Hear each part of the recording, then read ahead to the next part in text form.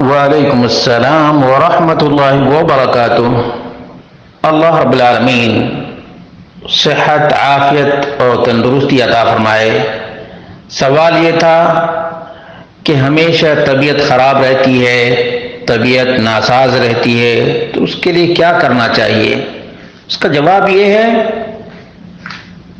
کہ اپنی عادتوں کو چیک کرنا چاہیے۔ کیا وہ فجر کی نماز جماعت کے ساتھ پڑھتا ہے؟ نمبر 1۔ فجر کی نماز کے بعد اذکار کا اہتمام کرتا ہے یا نہیں؟ نمبر 3۔ کھانے میں احتیاط سے کام لیتا ہے یا زیادہ کھاتا ہے؟ نمبر 4۔ کھانے کے بعد کیا فوراً سو جاتا ہے؟ تو اس کو چھوڑنا چاہیے، کھانے کے فوراً بعد نہیں سونا چاہیے۔ نمبر 5۔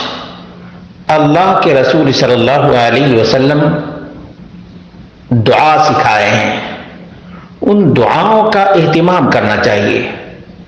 مثال کے طور پر اللہم انی اسألک العفو والعافیہ فی الدنیا والآخرہ، اللہ رب العالمین سے عافیت مانگنا چاہیے۔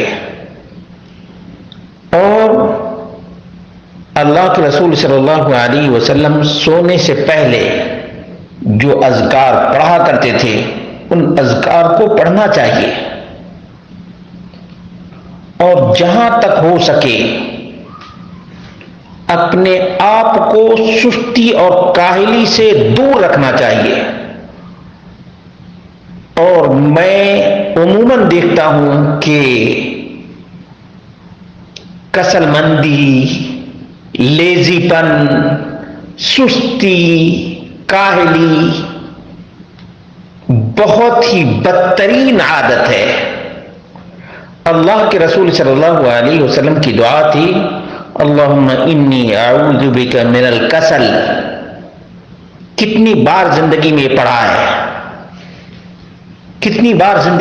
ہے، اس دعا کو، اللہم انی اعوذ بک من الکسل۔ اللہ سستی اور کاہلی سے تیری پناہ۔ آدمی کو سست اور کاہل نہیں ہونا چاہیے، اور خاص طور سے نمازوں کا جو اہتمام کرتا ہے، نمازوں کو جو حقیقت معنی میں قائم کرتا ہے، اللہ رب العالمین صحت، عافیت اور تندرستی دیتا ہے۔ صحت کا راز نماز ہے، کم کھانا ہے اور کم سونا ہے، اپنے آپ کو ایکٹیو اور چاق و چوبند رکھنا ہے۔ مومن آدمی لیزی نہیں ہوتا، سست اور کاہل نہیں ہوتا ہے۔ یہ وہ چند اسباب اور علاج بیان کر دیے گئے ہیں۔ اللہ رب العالمین سے دعا کرتے ہیں اللہ رب العالمین ہم سب کو صحت، عافیت اور تندرستی عطا فرمائے، بیمار کو شفائے کامل، شفائے عاجل عطا فرمائے۔